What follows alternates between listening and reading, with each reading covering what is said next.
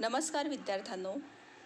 तर आपण आज इलेक्ट्रिकल टेक्नॉलॉजी इयत्ता 12वी त्यातला पेपर 2 इलेक्ट्रिकल अप्लायन्सेस यातील चॅप्टर नंबर 11 इमर्जन्सी लाईट्स हा सुरू करणार आहोत. आपण आपल्या दैनंदिन जीवनात इमर्जन्सी लाईटचा बऱ्याच वेळा यूज केलेला आहे. साधारणतः ज्यावेळेस आपल्या घरात इलेक्ट्रिक सप्लाय बंद झालेला असतो, पॉवर फेल्युअर झालेलं असतं, त्यावेळेस आपण हे इमर्जन्सी लाईट वापरतो. तर याची ओळख बघा. विजेचा प्रवाह काही वेळेला अचानक खंडित होतो. तेव्हा जर रात्रीची वेळ असेल तर सगळीकडे अंधार होतो आणि ताबडतोब आपण कुठला तरी दिवा लावण्याची घाई करू लागतो. अशा वेळेला इमर्जन्सी लाईटची कमतरता आपल्याला प्रकर्षाने जाणवते. इमर्जन्सी लाईट हे एक असे साधन आहे की जे विजेचा प्रवाह चालू असताना यामध्ये वीज साठवली जाते आणि ज्यावेळेस विजेचा प्रवाह खंडित होतो त्यावेळेस या इमर्जन्सी लाईटचा दिवा आपोआप चालू होतो किंवा तो आपणास चालू करून आपल्याला तात्पुरती लाईट मिळवता येते. आपण काही वेळेला जसं मेणबत्ती, दिवा, इतर गोष्टी लावतो, परंतु इमर्जन्सी लाईटमुळे आपल्याला खूप चांगल्या प्रकारचा असा प्रकाश मिळतो. त्यामुळे इमर्जन्सी लाईट हे आता सध्या घरोघरी आपल्याला दिसू लागले आहेत. इमर्जन्सी लाईटचे प्रकार तर प्रामुख्याने याचे 2 प्रकार पडतात बघा. पहिला आहे CFL टाईप. CFL म्हणजेच काय?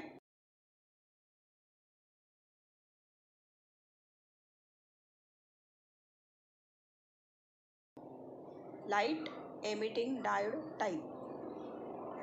अशा प्रकारे CFL आणि LED असे 2 प्रकारे इमर्जन्सी लाईट वापरले जातात. आता आपण पहिला बघूया CFL म्हणजेच कॉम्पॅक्ट फ्लोरोसंट लाईट टाईप.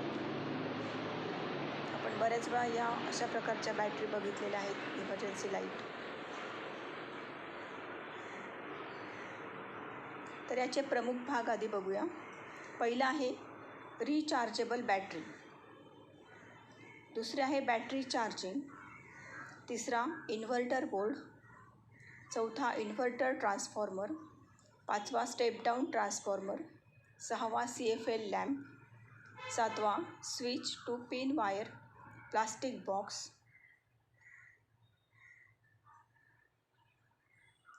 बघा या ठिकाणी या काही आकृत्या आपल्याला दिलेल्या आहेत.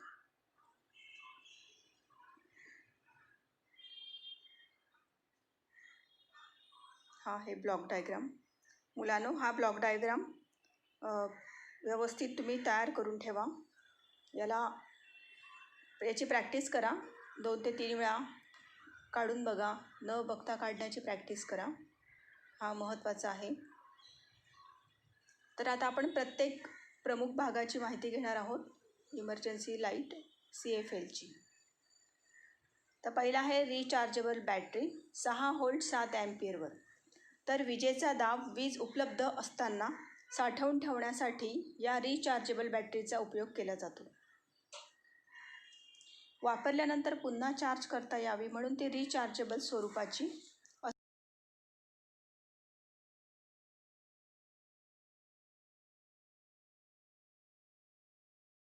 ती डिस्चार्ज होते. पुन्हा ती वीज उपलब्ध झाल्यावर चार्ज करता येते. अशी आहे ही रिचार्जेबल बॅटरी. CFL मधला दुसरा पार्ट आहे प्रमुख भाग बॅटरी चार्जिंग. तर याकरिता इनपुटला step down transformer. Step down म्हणजे काय? हाय व्होल्टेजवरून लो व्होल्टेजवर ट्रान्सफॉर्म करणारा असा स्टेप डाऊन ट्रान्सफॉर्मर वापरला जातो. त्यानंतर रेक्टिफायर. रेक्टिफायर म्हणजे काय? ACचे रूपांतर DCत करणारे सर्किट रेक्टिफायर. त्यानंतर फिल्टर सर्किट. फिल्टर म्हणजे काय? फिल्टर करतं ते तर जो अशुद्ध AC असतो त्याचा शुद्ध ACमध्ये रूपांतर करण्याचं जे सर्किट असतं, शुद्ध किंवा त्याला इम्प्युअर ACचे रूपांतर हे प्युअर इम्प्युअर डी सीचे रूपांतर प्युअर डी सीमध्ये, म्हणजे डी सी टू डी सीच, फक्त अशुद्धकडून शुद्धकडे. त्यासाठी असतं हे फिल्टर सर्किट. हे जोडून ए सी सप्लायचे डी सी सप्लायमध्ये रूपांतर केले जाते. डी सी बॅटरी चार्जिंग करिता वापरून बॅटरी चार्ज केली जाते. तर बघा, बॅटरी चार्जिंग पुन्हा एकदा सांगते. याकरिता बॅटरी चार्जिंगसाठी इनपुटला स्टेप डाऊन ट्रान्सफॉर्मर बसवलेला असतो. स्टेप डाऊन म्हणजे काय, जो हाय व्होल्टेजचं रूपांतर लो व्होल्टेजमध्ये करेल. आणि रेक्टिफायर म्हणजे काय, जो ए सीचं रूपांतर डी सीमध्ये करतो ते सर्किट. आणि फिल्टर सर्किट म्हणजे काय, की जो अशुद्ध डी सीचे रूपांतर शुद्ध डी सीमध्ये करेल.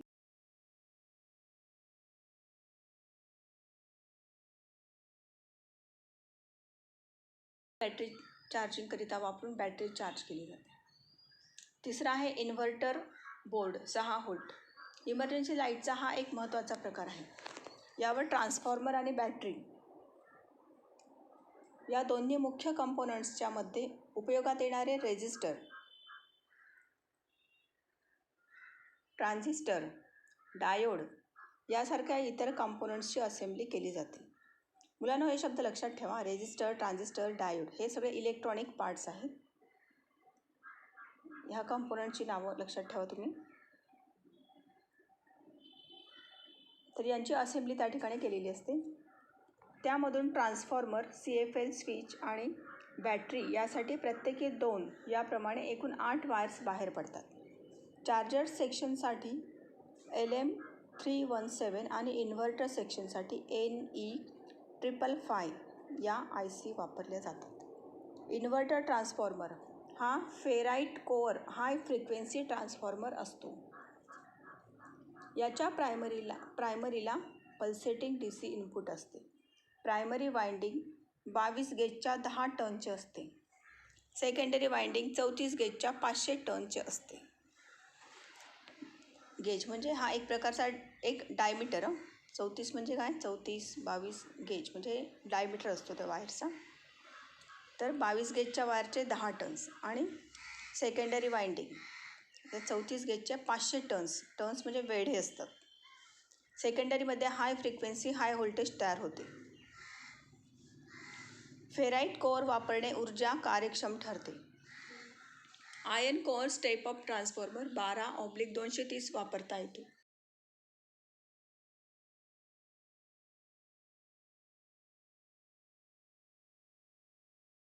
अशा प्रकारे हे इन्व्हर्टर ट्रान्सफॉर्मरची ही माहिती आहे. आता आपला 5वा प्रमुख भाग आहे CFL बॅटरीचा, स्टेप डाऊन ट्रान्सफॉर्मर. CFL प्रकारच्या इमर्जन्सी लाईटमधला आपला हा 5वा प्रमुख भाग आपण बघत आहोत, स्टेप डाऊन ट्रान्सफॉर्मर. तर हा 230 व्होल्ट / 9 व्होल्ट 500 मिली ॲम्पियर क्षमतेचा असतो. या ट्रान्सफॉर्मरची प्रायमरी वाइंडिंग 230 व्होल्टच्या सप्लायवर जोडल्यानंतर सेकंडरीमधून मिळणाऱ्या AC 9 व्होल्टचे इन्व्हर्टर बोर्डवर रेक्टिफायरद्वारे DCमध्ये रूपांतर होते व त्यावर 6 व्होल्ट DC बॅटरी चार्ज होते. या बॅटरीमध्ये साठणाऱ्या DC इन्व्हर्टर बोर्डवरील इन्व्हर्टर सर्किटद्वारे CFL लॅम्प चालतो. कळलं का विद्यार्थ्यांनो? हा 5वा जो प्रमुख भाग आहे तो आहे step down transformer. Step down म्हणजे काय, पायरी खाली उतरणे, म्हणजे जास्त व्होल्टेजवरून कमी व्होल्टेजवर तो कन्व्हर्जन करण्याचं तो काम करतो. तर 230 वरून तो 9 व्होल्टवर आणि 500 मिली ॲम्पियर क्षमतेमध्ये तो कन्व्हर्ट करतो. या ट्रान्सफॉर्मरची प्रायमरी वाइंडिंग किती, 230 व्होल्टच्या सप्लायवर जोडल्यानंतर सेकंडरीमधून आपल्याला 9 व्होल्ट एवढा व्होल्टेज मिळतो. आणि इन्व्हर्टर बोर्डवरील रेक्टिफायर काय करतो, ACचे DCमध्ये म्हणजे तो DCमध्ये रूपांतर करतो व त्यावर 6 व्होल्ट DC बॅटरी चार्ज होते. या बॅटरीमध्ये साठणाऱ्या DC इन्व्हर्टर बोर्डवरील इन्व्हर्टर सर्किटद्वारे CFL लॅम्प चालतो. आता 6वा जो आपला प्रमुख भाग आहे CFL इमर्जन्सी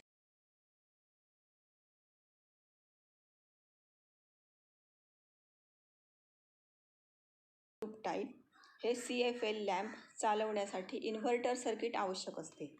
या इन्व्हर्टर सर्किटमध्ये ॲडजस्टेबल मल्टीव्हायब्रेटर म्हणून वापरण्यात आलेल्या NE555 या ICच्या साहाय्याने बघा ICचा हा नंबर आहे NE555. हा तुम्ही लक्षात ठेवा. म्हणजे CFL लॅम्पमध्ये टिंब या प्रकारची IC वापरली जाते. तर त्यावेळेस तुम्हाला हा NE555 हा शब्द लक्षात आला पाहिजे. NE555 या ICच्या साहाय्याने 15 किलो हर्ट्ज स्क्वेअर वेव्ह तयार केल्या जातात.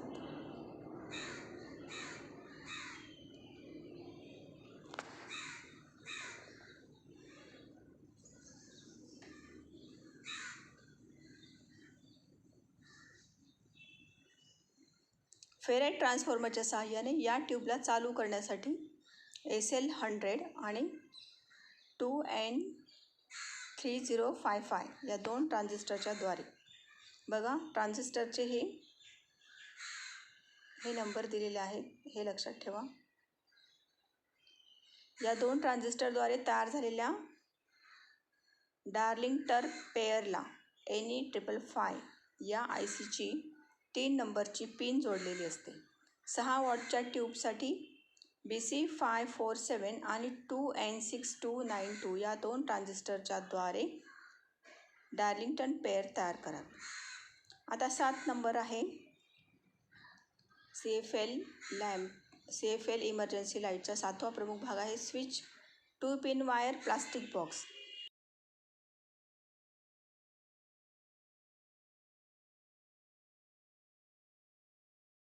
सप्लाय देण्यासाठी 2 पिन वायर वापरलेली असते. बघा आता आपण जे 7 प्रमुख भाग बघितले त्यातला हा पहिला होता step down transformer 230 volt oblique 9 volt input. हे का बघा या ठिकाणी आपल्याला बॅटरी दिलेली आहे, बॅटरी चार्ज बघा. यासाठी म्हटला स्टेप डाऊन ट्रान्सफॉर्मर.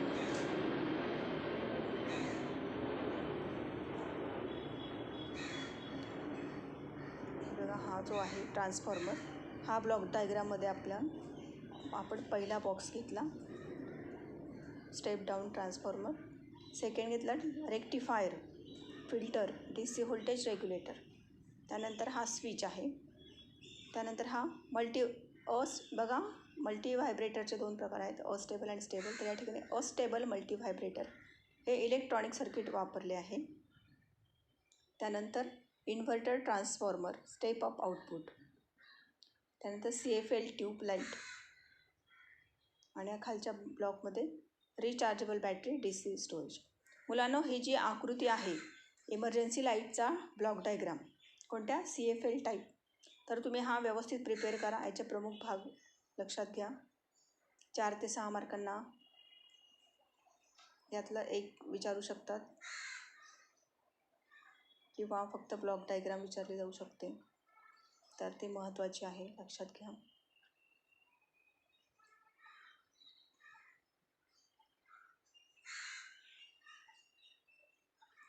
आता या डायग्रामला आपण ब्लॉक डायग्राम का म्हटलं तर यामध्ये फक्त ब्लॉक आहे तसे square rectangle.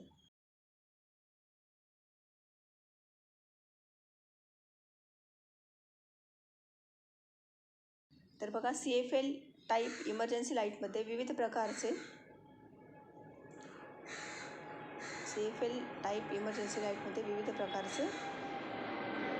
Electronic component actually वापरलेले असतात. पण सगळ्या प्रकारात tube rechargeable battery inverter circuit हे वरील मुख्य भाग असतात.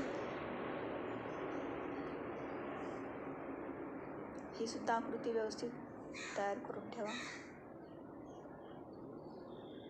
यामध्ये बघा low cost simple emergency light schematic.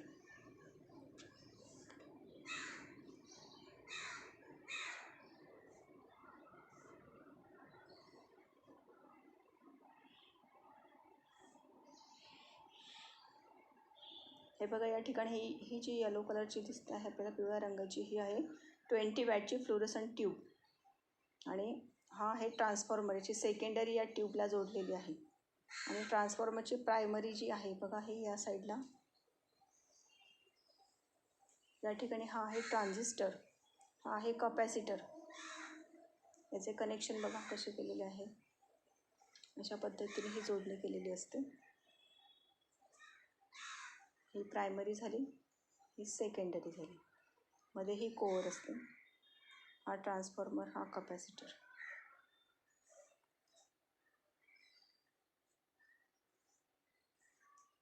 या ठिकाणी ही ऑटोमोबाईल बॅटरी जोडलेली आहे.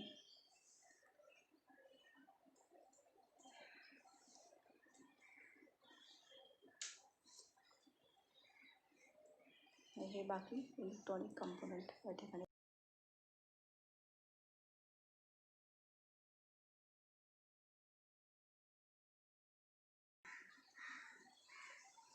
तर बाजारपेठेत सहजरित्या मिळणाऱ्या कॉम्पोनंट्सपासून वरील प्रकारे कमीत कमी खर्चात बनवलेले सर्किटसुद्धा काही इमर्जन्सी लाईटमध्ये पाहावयास मिळते. यामध्ये बॅटरी चार्जर नसतो. याकरिता चार्ज केलेली बॅटरी वापरावी लागते. बॅटरी चार्ज करण्याकरता वेगळा बॅटरी चार्जर वापरावा लागतो. अशी इमर्जन्सी लाईट प्रामुख्याने फिरते विक्रेते वापरतात. वरील मंडळात step down transformer, rectifier, filter circuit जोडून रिचार्जेबल इमर्जन्सी लाईट बनवता येते. आकृती 11.4 म्हणजे यावरील आकृतीमध्ये बघा, आउटपुट ट्रान्सफॉर्मरच्या प्रायमरी वाइंडिंग आणि ट्रान्झिस्टर T1 यांच्या मदतीने हाय फ्रिक्वेन्सी ऑसिलेटर सर्किट तयार केलेले आहे. हे ऑसिलेटर आउटपुट ट्रान्सफॉर्मर प्रायमरीच्या अर्ध्या वाइंडिंगमधून प्रवाह AC पल्सच्या रूपात पाठवते. त्याचवेळी प्रायमरीच्या दुसऱ्या अर्ध्या वाइंडिंगमध्ये निर्माण होणारी AC pulse transistor T1 trigger करते.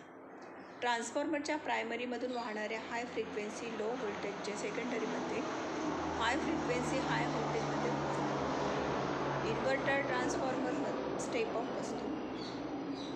यामध्ये आयर्न कोअर ट्रान्सफॉर्मर हा साध्या प्रकारचा वापरला आहे. या ठिकाणी 2N6101 हा ट्रान्झिस्टर आहे, परंतु त्या जागी दुसऱ्या प्रकारचा म्हणजे 2N3055 किंवा D1351 यापैकी सुद्धा चालू शकतो.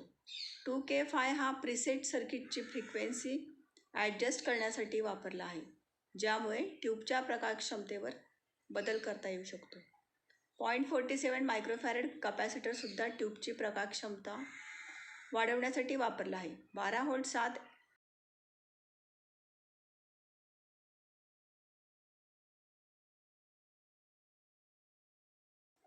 तर विद्यार्थ्यांनो, आजचा पार्ट आपण हा इथे संपवूया आणि उद्या आपण हा 11.4 पूर्णपणे automatic CFL type emergency light बघूया.